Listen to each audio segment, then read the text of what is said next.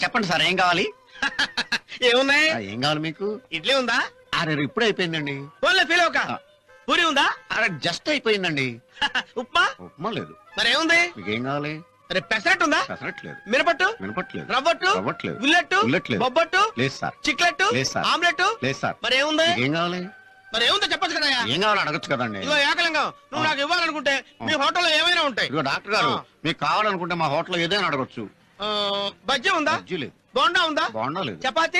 అది మా హోటల్లో చెయ్యం. ఊతప్పం? అదంటే డోకు మాకు. మరి ఏముందయ్యా? మరి ఏం కావాలి సార్?